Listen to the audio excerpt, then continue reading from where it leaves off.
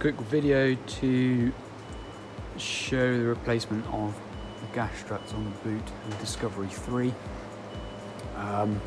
Mine are just getting a little, they're original, but they're just getting a little bit saggy now.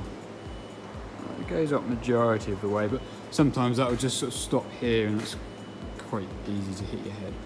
So I thought I would just show you how to change them. So if I find a flathead screwdriver, fairly small, just there's a little lip in there that you have to get in. It's quite tricky to film it, so that'll pop out like that if you can see it. I'm fighting against the light here. And then same again on this one. This is so okay.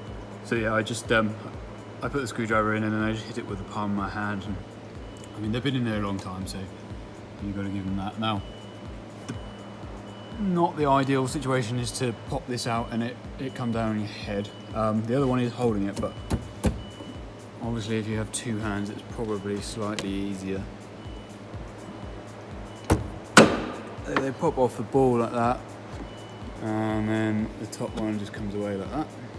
Yeah, it won't, just one won't hold itself, so I'm going to use my head to hold it. Yeah, I mean, you can see the original Angela ones. There you go. If the camera even will look at it. So I just got some off eBay. I think they were 17 quid, not even that perhaps. They weren't a lot anyway. So if I just do this one first, you should theoretically just pop on like that, nice and easy. And then this will be slightly difficult because you've got to be a bit taller than the actual thing. So yeah, lift the boot up to where they need to go. So that's popped in there. That was just because they're so new that they're so tight. I found it was easier to actually take both of them off and then put the new ones on, because otherwise one's holding the other. If they're slightly different length to the other ones, then it does alter. But I mean, they're ridiculously sprung loaded now. I mean, that didn't do that before, that's for sure.